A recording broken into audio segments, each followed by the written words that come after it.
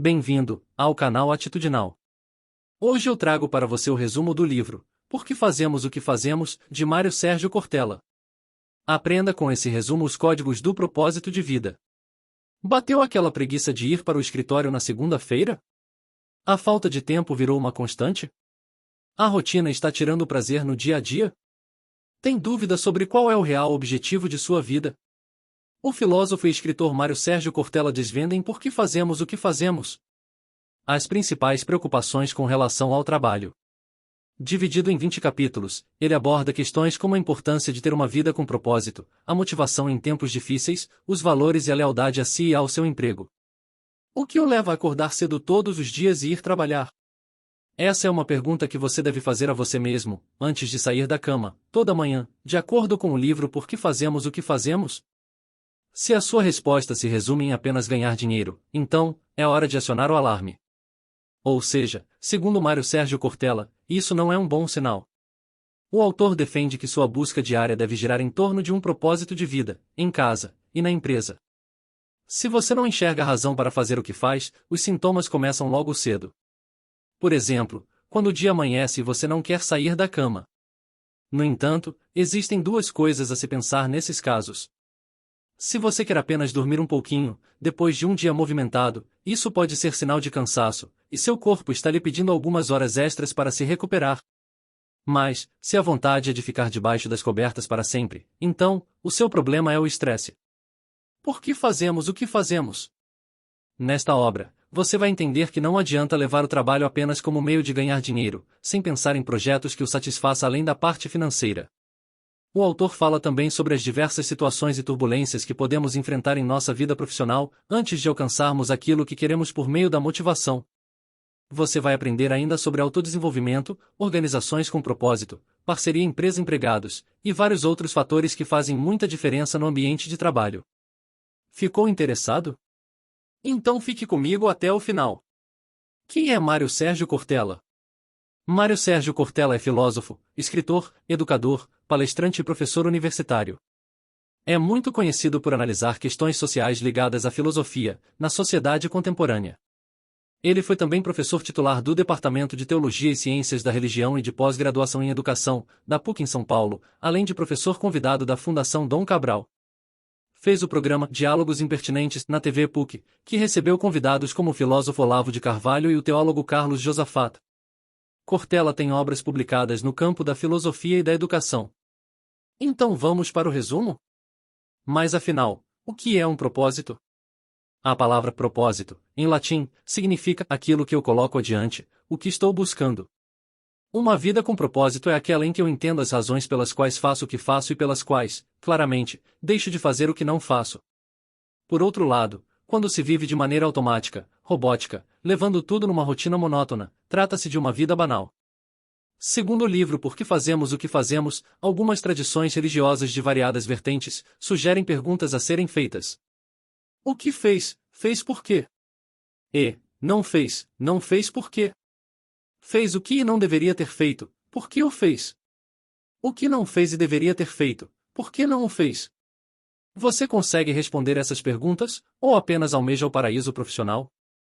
Ser livre de e ser livre para. Se você não for livre da fome, da falta de abrigo, da falta de socorro médico, você não será livre para outras escolhas, inclusive, para recusar um trabalho regular e decidir viajar, por exemplo. Assim, de acordo com Cortella, se a pessoa entrar no modo automático, ela iniciará em um processo de alienação, isto é, de perda de si mesmo. Portanto, algo muito forte da natureza do trabalho se perde, a natureza autoral, a sensação de eu sou o realizador daquilo. Tempos modernos. Certamente você conhece o filme Tempos Modernos, de Charles Chaplin.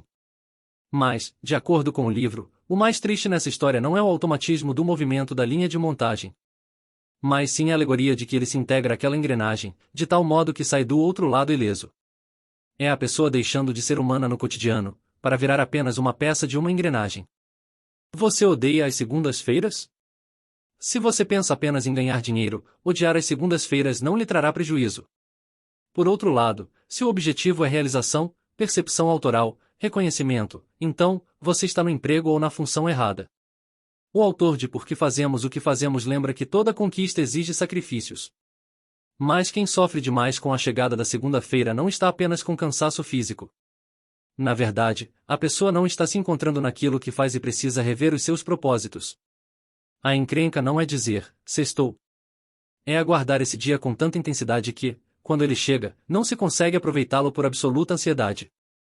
Rotina versus monotonia.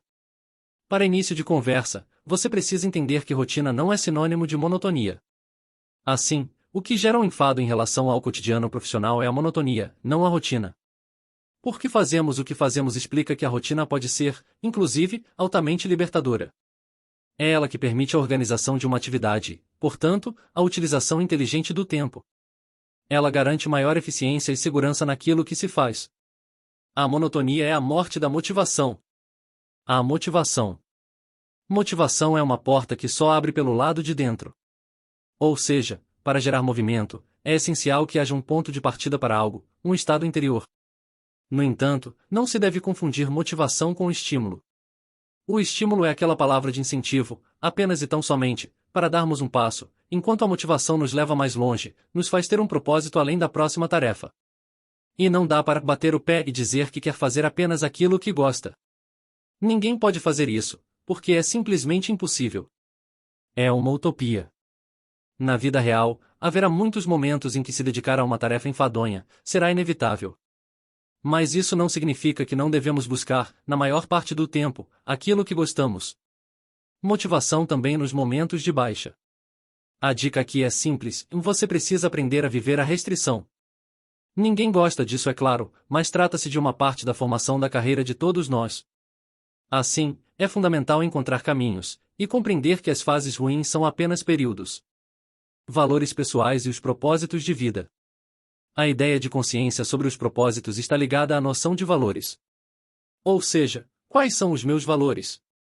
O que eu acho que vale e o que eu acho que não vale? A minha vida valerá de que modo? É uma vida com ou sem valia? Que valia eu quero colocar nela? Para que serve essa vida? Qual é o meu papel dentro da estrutura em que atuo? Quando você conseguir responder a si próprio, sobre essas perguntas acima, encontrará o caminho que o leva para o seu propósito, garante o autor de Por que Fazemos o que Fazemos. Mas, você não deve parar aí. Por que fazer? E por que não? Esses são os questionamentos que vêm a seguir. Há coisas que eu posso fazer, mas não devo.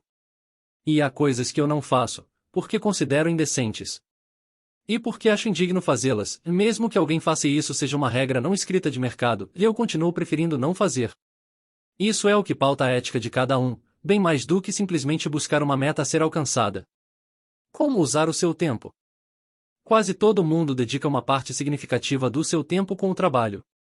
Muitas vezes, você sacrifica horas valiosas que gostaria de usar com a família, amigos ou fazendo algo que dá muito prazer. O autor de Por que Fazemos o que Fazemos acredita que trata-se de uma condição séria. Afinal, quem não gostaria imensamente de ficar muito mais tempo com os filhos, a esposa ou o esposo? Mas, se fizesse isso, não teria os bens à disposição, que permitiriam desfrutar de algumas situações com todos os entes queridos, como a casa, as viagens, etc. Assim, afirma Cortella, essa equação deve ser bem dividida, para que não haja prejuízo em nenhum dos ambientes importantes. Procrastinação. Quando pensamos assim, em um dia, quando eu tiver tempo, vou fazer aquilo que gosto, assim que tiver melhores condições, vou me dedicar ao meu sonho. Frases dessa natureza são muito comuns em pessoas que alimentam a ideia de um dia se livrarem das atribulações do cotidiano e, enfim, ocuparem-se da atividade de que realmente gostam. O livro ressalta que a humanidade carrega a percepção de que um dia será feliz. Mas essa procrastinação contínua é um distúrbio e não nos leva a lugar algum. Eu era feliz e não sabia. Isso vale para o nosso cotidiano. Por exemplo, existem muitos profissionais por aí reclamando da vida, do trabalho, da sobrecarga de atividades. No entanto, quando são afastados de tudo isso, eles sentem falta da rotina, do convívio e os aspectos positivos ganham destaque na memória. Ou seja, no mundo do emprego, o que entendemos como maçante, desagradável, era apenas um componente menor, de um movimento muito mais frutífero, garante o autor. Nessa hora, é necessário lembrar que a constatação "eu era feliz e não sabia" é um sinal de inteligência. Porque nós temos uma consciência que é o tempo histórico, isto é, eu não vivo apenas o tempo, tenho percepção de passado, presente, e desejo futuro. Alterar a rota, ou seguir adiante? A empresa certamente não é local reservado unicamente para conquistas, alegrias, realizações. Existem lá muitos aborrecimentos também. Você sabe disso, não é mesmo?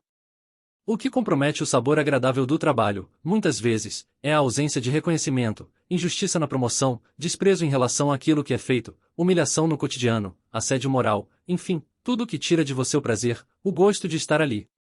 Então, que atitude tomar nesses casos? O autor recomenda avaliar se o tipo de sabor é relevante ou se ele pode ser colocado à margem. Se for decisivo para o seu bem-estar, se não for circunstancial, altere a sua rota e se prepare para uma mudança. O autodesenvolvimento. Tem muita gente que não fica parado, esperando a empresa investir no seu crescimento profissional. Pelo contrário, essas pessoas tomam as rédeas de suas carreiras e investem no autodesenvolvimento, muitas vezes, com o apoio da empresa.